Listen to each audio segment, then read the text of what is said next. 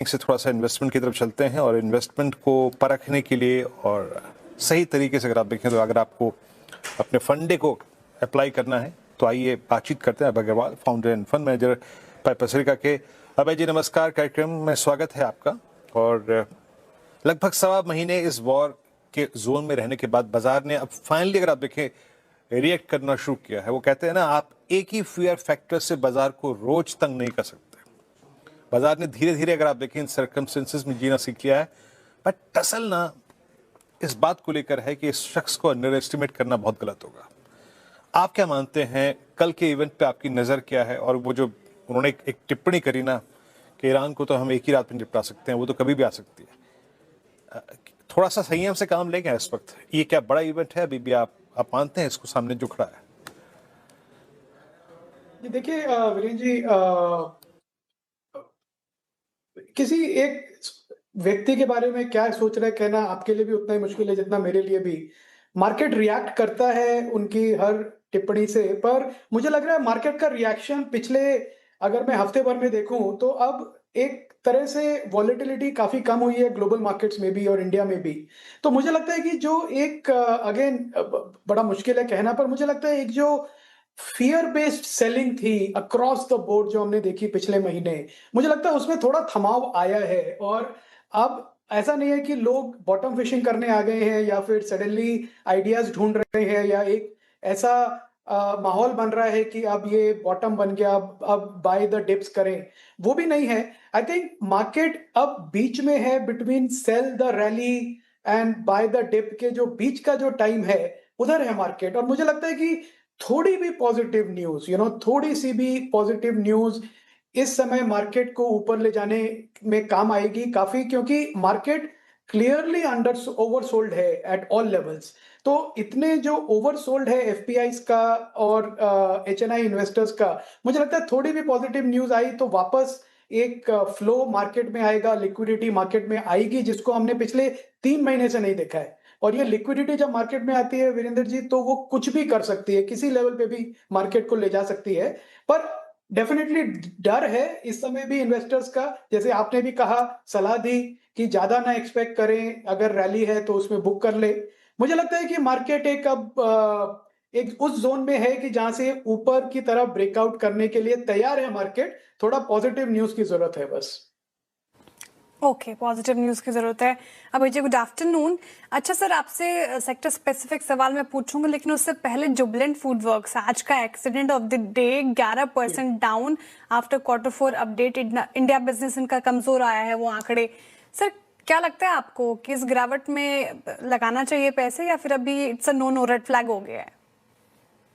देखिए quarterly Mrs में क्या होता है श्रेया, हमने देखा मार्केट ओवर रिएक्ट करता है अक्रॉस द बोर्ड। आप पिछले 3-4 क्वार्टर भी देख लीजिए, काफी बार ऐसा हुआ है कि अच्छी कंपनीज है, ब्लू चिप कंपनीज है, बहुत अच्छा मैनेजमेंट है, प्रोडक्ट है, डिस्ट्रीब्यूशन है, पूरा नेशनल लेवल प्रेजेंस है, पर एक क्वार्टर मैनेजमेंट के कंट्रोल भी नहीं होता है। कई बार ऐसी चीजें होती हैं, जैसे पिछले क्वार्टर हमने देखा एलपीजी की शॉर्टेज थी, कंज्यूमर डिमांड थोड़ी सप्रेस थी, तो उसकी वजह से हो सकता है जुबिलेंट जैसी फूडवर्क जैसी कंपनीज हैं जिन्होंने एक क्वार्टर में थोड़ा पेन देखा। पर ये कहना कि अब वो पेन परमानेंट है वो भी गलत है।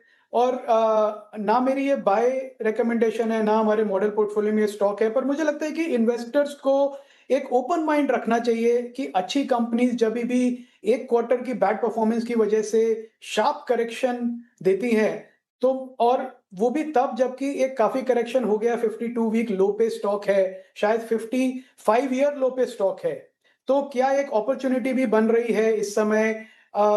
एक पॉजिटिव माइंडसेट भी रखना चाहिए इन कंपनीज की तरफ श्रेया। ओके, अच्छा, कुल मिला के बात ये हुई, हमें बहुत धैर्य रखना पड़ेगा, बहुत पेशेंटली अगर आप देखें बाइंग भी करनी पड़ेगी, अपने प्रॉफिट्स कैश में भी कन्वर्ट करना है। बट कभी कभी आपको अपने पोर्टफोलियो में बड़े अलाइनमेंट करने पड़ते हैं। बीते बजट से लेकर अब तक कभी भी एफएमसीजी में पैसा नहीं बना, और इस बार जो स्काईमेट का पूर्व अनुमान है अभय जी, उसमें वो कह रहे हैं कि मॉनसून के फ्रंट पे आपको थोड़ा सा डिसअपॉइंटमेंट मिल सकता है ना? जी। अगर मैं तो लास्ट टाइम भी डाबर से जब बात कर रहा था, एफएमसीजी कंपनियों से बात कर रहा था, वो तो सिर्फ ऑप्टिमिस्टिक थे इस बात को लेकर कि at least rural is doing well for us. अगर मॉनसून थोड़ा डगमगा गया खुदा भगवान न करे ऐसा हो तो आपको क्या लगता है, एफएमसीजी एक बार फिर से थोड़ा सा अनवाइंडिंग मोड और अवॉइड मोड में जाएगा आपकी तरफ से? नहीं, मुझे लगता है वीरेंद्र जी कि अगर मानसून एक ठीक-ठाक भी आया, मेरी पूरी उम्मीद है कि ठीक-ठाक आएगा। पर वो अब देखने पे ही पता चलेगा क्या होता है। मेरा ये कहना है कि अगर मानसून ठीक-ठाक भी आया, तो भी मुझे नहीं लगता है कि एफएमसीजी एज़ अ सेक्टर में ज़्यादा अपॉर्च्युनिटीज़ हैं, क्योंकि काफ़ी जो प्रोडक्ट्स थे वीरेंद्र जी, जो ब्रांड्स कहते थे हम उन्हें, वो बड़ी जल्दी पिछले पोस्ट कोविड स्पेशली कमोडिटाइज़ हो गए हैं। अब टूथपेस्ट एक टूथपेस्ट रह गया है, वो ब्रांड उसको क्या ले रहा है कस्टमर भी ज़्यादा अब नहीं सोचता है, क्योंकि बहुत ब्रांड्स हैं, लोकल ब्रांड्स हैं, हर स्टेट का एक ब्रांड है, तेल लगाने का एक ब्रांड है, शैम्पू के ब्रांड्स हैं, तो कस्टमर के पास जो चॉइसेस हैं अक्रॉस प्राइस पॉइंट्स, कि वही चीज़ आप ₹100 की भी ले सकते हैं, 150 की भी ले सकते हैं, 300 की भी ले सकते हैं, 400 की भी ले सकते हैं। तो कस्टमर के पास बहुत चॉइसेस हैं, तो इन कंपनीज़ को जो कि अभी भी 45 से 60 टाइम पी मल्टीपल पे ट्रेड करती हैं, इनके लिए कॉम्पिटिटिव इंटेंसिटी बहुत ज़्यादा है, कोई प्राइसिंग पावर नहीं है। इस समय कोई ऐसी एफएमसीजी कंपनी है जो मानसून अच्छा है या बुरा है, जो जिसके पास प्राइसिंग पावर है कि जो ₹5 एक टूथपेस्ट पे बढ़ा के देख ले कि मार्केट शेयर कितना बढ़ता है, कोई नहीं करेगा। और मार्जिन्स दूसरी तरफ से हमेशा प्रेशर में है, क्योंकि कॉस्ट एस्केलेशन है, रुपी डेप्रिसिएशन की वजह से भी प्रेशर है। तो मुझे लगता है ये सेक्टर है, इसमें मेरी कोई ज़्यादा एक्सपेक्टेशन नहीं है अगले साल 2 साल के लिए। मुझे लगता है वैल्यूएशन मल्टीपल्स अभी और एडजस्ट होंगे डाउनवर्ड्स, और तब इन्वेस्टर्स को देखना चाहिए जब शायद 25-30 टाइम के पी मल्टीपल पे ये स्टॉक्स आ जाएँ। ओके, फिलहाल तो एफएमसीजी अभी अवॉइड है। अच्छा अभय जी, आईटी स्पेस पर सवाल मेरा आपसे। आज 2.5% 2% अप है ये काउंट पूरा स्पेस, तो क्या जो एआई का डर था वो कहीं ना कहीं अब धूमिल हो चुका है? तो क्या अब आईटी एक समतल जमीन पर आ चुका है? अब कहना ये जल्दी होगा मुझे लगता है श्रेया। ये कंपनीज़ ऐसी हैं जिनको अब एक तरीका ढूँढना पड़ेगा एआई के साथ कोएग्जिस्ट, एआई का फ़ायदा लेने का, और ये काफ़ी कैपेबल कंपनीज़ हैं, मुझे लगता है कर लेंगे। पर कब तक करेंगे, किस फ़ॉर्म में करेंगे, इन्वेस्टर्स को कोई जल्दबाज़ी नहीं करनी चाहिए, क्योंकि एआई एक टूल की तरह इमर्ज हो रहा है, और उस टूल्स को ये कंपनीज़ कैसे यूज़ करते हैं अपने प्रोडक्ट को ज़्यादा बेहतर बनाने के लिए, वो देखना पड़ेगा। सर्विसेज मॉडल को कैसे चेंज करते हैं, वो भी देखना पड़ेगा। मेरी उम्मीद पूरी है कि ये कर लेंगे, पर मैं जब तक 1 क्वार्टर, 2 क्वार्टर में उसका आउटकम ना देखूँ, तब तक मैं हेसिटेट करूँगा बेट करने का आईटी सर्विसेज कंपनीज़ में। Not only India but even global IT services companies आप देखिए, एक्सेंचर है, आईबीएम है, ये सारे अपने 52 वीक लो, 5 वीक लो पे चल रहे हैं। तो ऐसा नहीं है कि सिर्फ हमारी प्रॉब्लम है। आई थिंक आईटी सर्विसेज में थोड़ी बॉटम फिशिंग है, वो ठीक है, पर ग्रोथ स्टॉक्स नहीं है ये, और अगले 3 से 6 महीने तक ये ग्रोथ स्टॉक्स बनेंगी भी नहीं। तो इन्वेस्टर्स को थोड़ा पेशेंट रहना चाहिए इस स्पेस में। अच्छा भाई जी, कैपिटल मार्केट थीम में क्या क्या पिक कर रहे हैं आप? फाइनली अगर बाजार कर्व लेता है यहाँ से, let's hope for the best के कर्व ले, एटलीस्ट हम एक रीजनेबल ट्रेजेक्ट्री को हिट करें, 23,000 का इंडेक्स कम से कम 25-26 तो हिट करें, हम ऑल टाइम हाइज को एटलीस्ट पैरेलली अलाइन कर रहे हैं, तो उसमें आप किस पे ज़्यादा फोकस करेंगे? ब्रोकरेजेस पे, आप एएमसीज पे फोकस करेंगे, या फिर आप एक्सचेंजेस पे फोकस करेंगे? देखिए, हमारे मॉडल पोर्टफोलियो में जो है वो है सीडीएसएल और कैम्स, क्योंकि ये दोनों ऐसी कंपनीज हैं जो स्ट्रक्चरल कंपनीज हैं कि एएमसीज को कैम्स की जरूरत है, ब्रोकरेजेस को सीडीएसएल की जरूरत है। तो ये इंफ्रास्ट्रक्चर कंपनीज हैं, कैपिटल मार्केट इंफ्रास्ट्रक्चर कंपनीज, जो कि ग्रोथ में भी रहेंगी और अच्छे वैल्यू जोन में भी हैं। उसके ऊपर मुझे लगता है एक्सचेंजेस जो हैं, अभी एनएसई का जब आईपीओ आएगा तो उसके बाद क्या, जो अभी एक स्केर्सिटी है एक्सचेंजेस की, वो कम होगी। तो आई थिंक एक्सचेंजेस की मैं वेट करूंगा एनएसई के आईपीओ के आने की, और उसके बाद डिसाइड करने का। और जो ब्रोकरेजेस हैं, ब्रोकरेजेस में आई थिंक अच्छी अपॉर्चुनिटी है, पर वो बहुत कॉम्पिटिटिव मार्केट भी हो गया है, तो उसको भी देखना पड़ेगा। अभी हमारे पोर्टफोलियो में कोई भी ब्रोकरेज नहीं है मॉडल पोर्टफोलियो में, पर जो मुझे लगता है कैम्स और सीडीएसएल एक अच्छी अपॉर्चुनिटी है इन्वेस्टर्स के लिए। ओके, अच्छा अभय जी, Q4 अपडेट आए नायका के, काफी अच्छे आए और स्टॉक ने रिएक्ट भी किया कल, लेकिन आज फिर से बैकफुट पर। ये न्यू एज स्टॉक्स में क्या स्टॉक स्पेसिफिक अप्रोच ही आप अपना रहे हैं? कैसे लगे आपको Q4 अपडेट नायका के? श्रेया, एक तो इनको ना अब न्यू एज स्टॉक कहना मुश्किल है क्योंकि इतनी कंपनीज 14-15 साल से एग्जिस्टेंस में है, तो न्यू एज नहीं है, पर आई थिंक इन्होंने बहुत अच्छा प्रेजेंस बनाया है और एक मार्केट इंडस्ट्री जिसमें कि विनर टेक ऑल हो जाता है, उस स्पेस में है नाइका और उसके जैसी कंपनी जो रिसेंट लिस्टिंग्स भी हुई थी। अगेन, नाम बताने के लिए आपको सिर्फ कह रहा हूँ, मेरी बाय रिकमेंडेशन नहीं है, पर जैसे मीशो, ग्रो, लेंसकार्ट, ये काफी कंपनीज लिस्ट हुई जो कि एक ई कॉमर्स प्ले है using technology and wide distribution. Definitely इनका वॉल्यूम ग्रोथ भी होगा, इनकी प्रॉफिटेबिलिटी भी बढ़ेगी, क्योंकि ये एक राइट मैक्रो एनवायरनमेंट में काम कर रहे हैं जहाँ की डिमांड इनकी तरफ माइग्रेट होगी। एट द सेम टाइम कई बार क्या होता है, कंपनीज अच्छी हैं, ग्रोथ भी अच्छा है, पर वैल्यूएशन अच्छी नहीं है। मुझे लगता है ये कंपनीज अभी भी हाई प्राइस्ड हैं। जिस तरह का इनका ग्रोथ है अगले 3-4 साल का, वो ऑलरेडी वेल प्राइस्ड इन है इन द स्टॉक प्राइस। तो अगर ये ग्रोथ आएगा भी तो शेयर होल्डर्स की रिटर्न नहीं बनेगी, ऐसा मेरा डर है। और जैसा हमने देखा एफएमसीजी में, श्रेयस इसकी बात कर रहे थे कि 5 साल से रिटर्न नहीं बना है क्योंकि स्टॉक्स इतने ओवर प्राइस्ड हैं।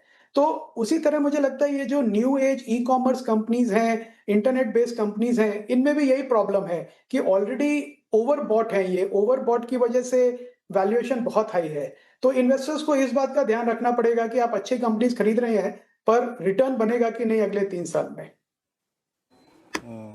देखिए अभय जी, दिक्कत ये है ना, श्रेया शेयर तो नहीं खरीदती, म्यूचुअल फंड ही निवेश करती होगी, लेकिन टाइम स्पेंड या सैलरी स्पेंड जितनी करती हैं नायका के शोरूम में, वो सोच रही है ये स्टॉक क्यों नहीं चल रहा है ना, ये दिक्कत हो सकती है। आप और मैं समझ सकते हैं, श्रेया को समझ में नहीं आ रहा है ये, है ना। वीरेंद्र जी, मुझे लगता है आप फिजिक्स वाला पे ज्यादा स्पेंड करते हैं टाइम। नहीं, फिजिक्स से सर मैं दूरी मेंटेन करता हूँ, अपनी तो फीस माफ थी फिजिक्स की, आप यकीन मानिए। मैं तो बताऊंगा कि इस दिन मिलूंगा आपसे तो कि अपने साथ फिजिक्स में क्या क्या हादसे होते हैं। लेकिन पर जब वो, वीरेंद्र जी, एक चीज मैं भी ऐड करना चाहूंगी, स्किन केयर में अब सब आ रहे हैं, ये जेंडर स्पेसिफिक नहीं रह गया, महिलाएं भी पुरुष भी सब स्किन केयर कर रहे हैं आजकल। In fact main category fastest growing category है इस समय। जो मेन ग्रूमिंग है वो फास्टेस्ट ग्रोइंग कैटेगरी है इंडिया में। चलिए ठीक है, अच्छा है, कबूल कर देते हैं आपकी बात। अब बातचीत करने के लिए रह गया एक और स्पेस जो कि आपके पोर्टफोलियो का एक अंश होता है, और वो है मेटल्स या फिर कमोडिटीज।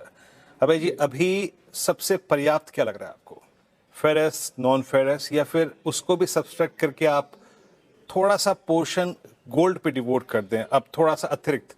गोल्ड ने स्थिरता दिखाई है 150, 145 के आसपास। ईश्वर करे अगर ये वॉर खत्म होती है तब उसके बाद यूएस में इन्फ्लेशन बढ़ रहा है, वहां पे रेट कट की प्रक्रिया शायद स्थगित हो जाए, ऐसे में गोल्ड अपना किरदार कैसे निभाएगा? देखिए, अगर इंटरेस्ट रेट्स हाई रहेंगे तो गोल्ड में कोई प्राइस मोमेंटम नहीं आएगा, बिकॉज इन्वेस्टर्स चूज करते हैं सेफ्टी। और सेफ्टी में अगर आपको गोल्ड लेने की बनिस्बत आपको फाइनेंशियल अकाउंट्स, आपका डिपॉजिट है, एफडी है, फिक्स्ड इनकम इंस्ट्रूमेंट्स है, उसमें अच्छा रिटर्न मिल रहा है, तो गोल्ड में लोग इतना ओवर इन्वेस्ट नहीं करेंगे। तो मुझे लगता है जो गोल्ड की एक प्राइस स्पाइक थी because of central government buying, central banks buying, वो खत्म हो गई है अब। और अब एक गोल्ड एक स्थिर लेवल पे आके, और चांदी और सोना दोनों मुझे लगता है साइडवेज मूवमेंट में जाएंगे, जैसा वो रेगुलरली जाते रहते हैं, एक स्पाइक दिखा के फिर सेटल होके अगले 3-4 साल एक ही लेवल पे निकाल देते हैं। और एक राइजिंग इंटरेस्ट रेट एनवायरनमेंट में तो और भी ज्यादा, क्योंकि इन्वेस्टर्स के पास फिर ऑप्शन है कि higher price return, higher return वो जनरेट कर सकते हैं फिक्स्ड इनकम प्रोडक्ट से। तो मेटल्स, ये तो जो गोल्ड और सिल्वर है, मुझे नहीं लगता उसमें अब कोई ज्यादा तेजी आएगी, जो आनी थी आ गई है, और अगले 3-4 साल तक अब इन्वेस्टर्स को थोड़ा वेट करना पड़ेगा। मेटल्स, नॉन फेरस और फेरस, मुझे लगता है दोनों अच्छे चलेंगे। एक थोड़ा सा डिमांड स्लो डाउन इसलिए आया था कि उस पे डिमांड सब क्योंकि एक एक्सपेक्टेशन था कि जो वॉर सिचुएशन की वजह से कंज्यूमर डिमांड कम होगी, पर मुझे लगता है वो कंज्यूमर डिमांड का भी डर कम हो रहा है, क्योंकि ऐसा कोई कंज्यूमर डिमांड में ड्रॉप ऑफ नहीं है। तो मुझे लगता है फेरस, नॉन फेरस, मेटल्स दोनों अच्छी कैटेगरीज हैं। मेरा सजेशन ये रहेगा कि जो भी मेटल में इन्वेस्ट करना चाहते हैं, रादर देन पिकिंग 1 और 2 स्टॉक्स, एक वो जो ईटीएफ है, जो मेटल्स का ईटीएफ है, वो काफी लिक्विड है, और उसके थ्रू प्ले करें तो मुझे लगता है बेटर रहेगा इन्वेस्टर्स के लिए। पर डेफिनेटली रिटर्न बनेगा मेटल्स एज अ कैटेगरी में। ओके, मेटल में रिटर्न बनेगा और कैसे अप्रोच करना है वो बता दिया गया है। बहुत